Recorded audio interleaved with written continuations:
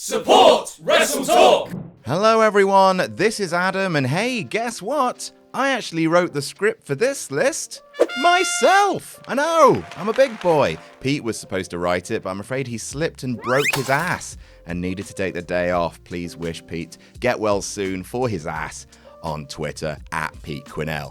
Heal up, Pete. We miss you, big fella. I'm Adam from WrestleTalk, and here's this week's 10 wrestling news stories you might have missed. Also, if you want up-to-the-minute wrestling news, make sure you check out WrestleTalk.com, make it your homepage, and subscribe to WrestleTalk and enable notifications to always on for daily wrestling news videos. Number 1, the real reason Logan Paul turned face. WrestleMania 38 overperformed as a show due in no small part to a number of silly surprises. One of the most silly and one of the most surprising being that, holy heckins, Logan Paul is actually really good at this. You guys, after silencing most of his haters with crisp offense and aptitude at working the camera and pulling off a frog splash no less, the debuting YouTuber ended up with the W shortly before being betrayed by The Miz and seemingly turning face. Why face so quickly? Well, Dave Meltzer revealed on Wrestling Observer Radio that Paul's face turn was actually negotiated into his deal with WWE in the first place, and that after the initial match at Mania, he would be face moving forward because that's the role Paul wants to be, not a heel, which is an odd move for someone so heelish that they'd strut to the ring with $1 million Pokemon card, but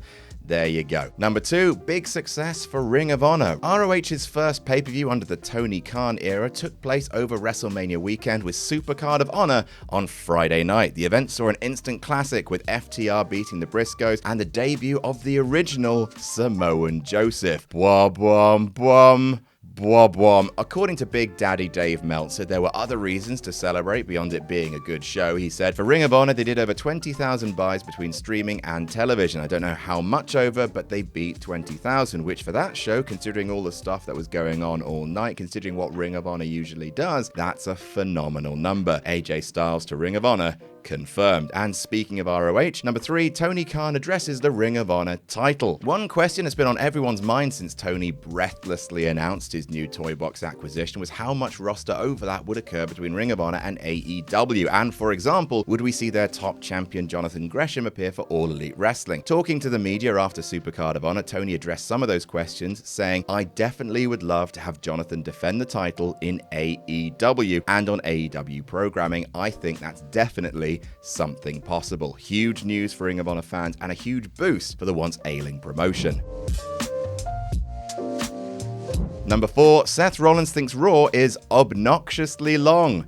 Dude, same. Pay-per-views used to be 3 hours long, and the idea of watching a wrestling pay-per-view every week is enough to turn me to drink. I do not wanna. Well, turns out that I'm not alone. There are millions more who feel the same, including one Sethanual Freakannual Rollins. In a rare move for a man who once drew a lot of Twitter ire for often being the company's most public apologist, Seth freaking Rollins admitted to the Sports Illustrated Media podcast that he thought Raw's runtime was, quotes, obnoxious. I think a 3-hour show is just obnoxiously long every week, Rollins admitted. Everything gets stretched out, and you got to cram, you got to fill 3 hours of television. There's just nothing to be done, that's how it is. So I think 2 hours is a beautiful kind of number for a pro wrestling show. Well, Seth wasn't finished there, deciding to slam how long WrestleManias had got before they were split across 2 nights. Rollins followed up, the longer it got, the worse it was. And I see no lies in that statement. Number 5, Sonny involved in fatal driving incident. A sad story now, as perennially troubled WWE Hall of Famer Sonny has been arrested for her part in allegedly causing a car accident during which a 75-year-old man has reportedly died. TMZ has reported that the incident took place last month in Volusia County in Florida. The incident allegedly involves Sonny's car traveling at high speed and rear-ending another car, which led to a 3-car collision. The driver of the rear-ended car was transported to a nearby hospital, but sadly died from his injury. It's another bleak story in what's been a really bad year for the former WWE star who has been arrested multiple times, even just in 2022. Let's move on to happier things now. Let's move on to happier things, please. Number 6,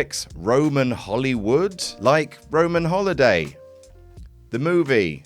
No?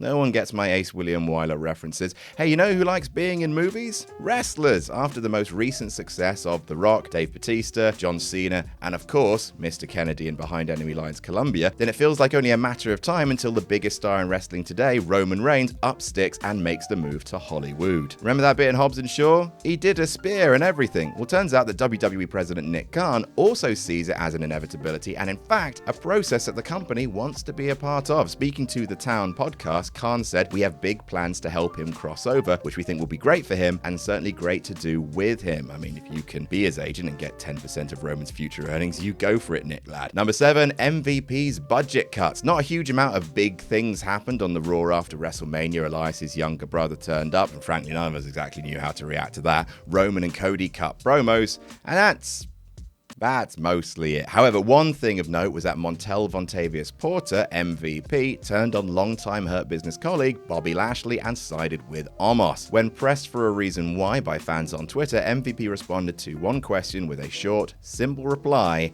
budget cuts, which of course is a wafer thinly veiled reference to the reason WWE has continually given for all the releases that have taken place over the last few years. You sassy MVP, you very sassy.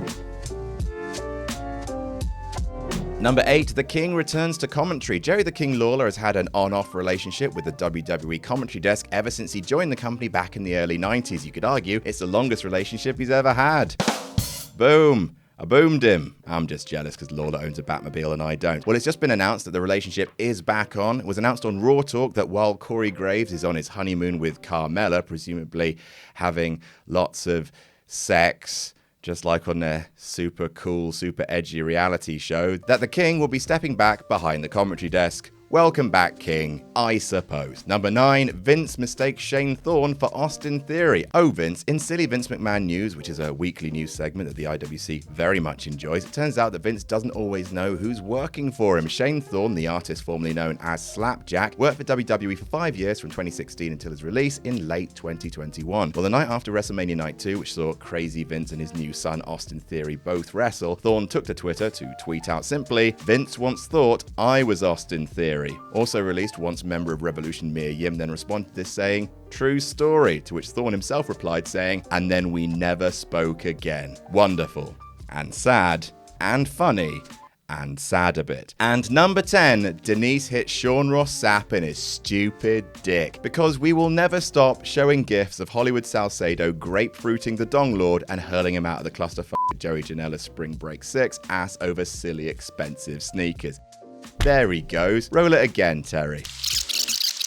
Lol, sorry about your dumb penis, Sean. If you find your performance inhibited by Denise's righteous retribution, I'm sure there's some kind of penile enhancement supplement you can use to erectify that. Once more for good measure, roll that footage.